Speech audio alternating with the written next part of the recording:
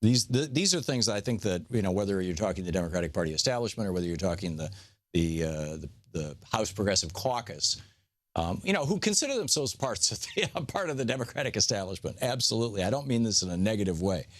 But regardless of where you fall on the Democratic Party spectrum, these are issues that everyone agrees on, I think. So starting out with Andrea Germano's piece over at Common Dreams, the headline speaks, hugely. 100 CEOs have as much retirement savings as 116 million Americans. 100 CEOs can look forward to monthly retirement checks of over $250,000 every month for the rest of their lives. Institute for Policy Studies just pointed this out. Sarah Anderson, co-author of the report with IPS, said while slashing jobs and benefits for ordinary workers, CEOs of large companies have been feathering their own nests. It's no wonder so many American workers are concerned about whether their golden years will be tarnished by financial stress. The 100 CEOs have as much as the retirement savings of the 41% of U.S. families with the smallest nest eggs. That's 116 million people. And on top of that, that's 41% of U.S. families.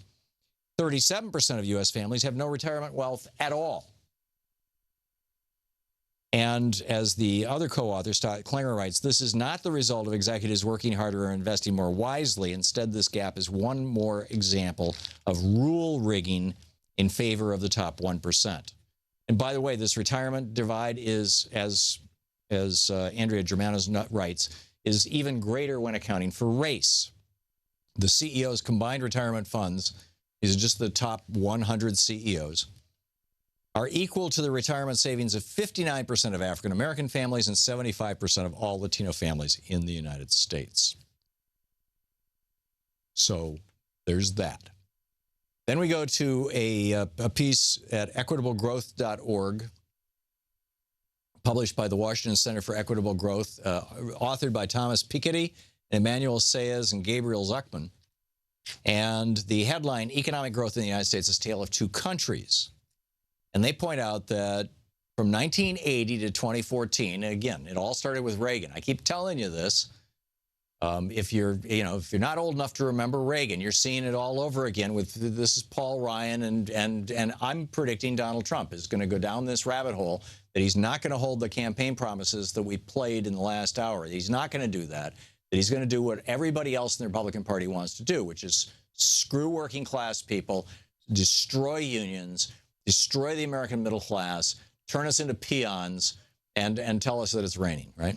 But anyhow, this from this article, it says from 1980 to 2014, the average pre-tax income of the bottom 50% of individual income earners stagnated at about $16,000 per adult after adjusting for inflation. This is the number that I keep telling you you'll never hear on the news. Everybody always talks about household income. Even our government is now talking about household income. And household income is up since 1980.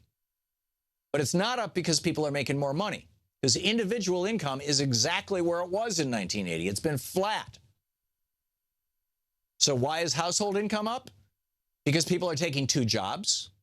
Because the second person in the household is taking a job. A third person in the household is taking a job. The second person in the household is working a second or third job too.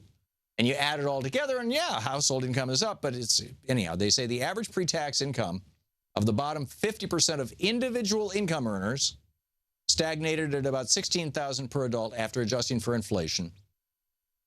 In contrast, income skyrocketed at the top of the income distribution, rising 121% for the top 10%. That's basically people making over $100,000 a year. 205% for the top 1%. That's people making over $300,000 a year. And 636% for the top 0.001%. That's people making over $1 million a year. 630% increase in income. Whereas the bottom 50% of Americans, bupkis, zero. They write, it's a tale of two countries. For the 117 million U.S. adults in the bottom half of the income distribution, growth has been non-existent for a generation. While at the top of the ladder, it's been extraordinarily strong. And this stagnation of national income accruing to the bottom is not due to population aging. Quite the contrary. For the bottom half of the working age population, that's adults under 65, income has actually fallen. I'm quoting from this report. And then they go on to, they lay out all the statistics, and then they say an economy that fails to deliver growth for half of its people for an entire generation is bound to generate discontent with the status quo and a rejection of establishment politics. They go on to say, to understand how unequal the United States is today, in 1980, adults in the top 1% earned on average 27 times more than the bottom 50% of adults. Today, they earn 81 times more. This is similar to the gap in the Democratic Republic of Congo, the Central African Republic, and Burundi. Nothing like this is happening in any other democracy, any other fully developed democracy, other than somewhat like this in the UK. Because they had Thatcher, we had Reagan, right? And we're inheriting these policies. But for example, in the continental Europe, Thomas Piketty, of course, is French, so he uses France as an example. He says, in sharp contrast to the United States, in France, the bottom 50% of real pre-tax incomes, this is inflation adjusted, grew by 32% from 1980 to 2014 at approximately the same rate as national income per adult. In other words, in France, everybody got richer since 1980. In the United States, only the top 10% got richer. While the bottom 50% of incomes were 11% lower in France than the United States in 1980, they are today 16% higher. Okay, so that's Thomas Piketty and friends. Then we go to the Financial Times. This is an article by Lauren Leatherby in New York, dated dateline December 16. This is last Friday. And in fact, I almost went off on this last Friday, but I decided to save it for today and build a case here. The headline is, U.S. social mobility gap continues to widen. Data show that half of 30-year-olds in 2016 earned less than their parents at the same age. This is mind-boggling. And millennials get this. In 1970, 30-year-olds had a 90% chance, almost a guarantee, of earning more than their parents earned at the same age adjusted for inflation.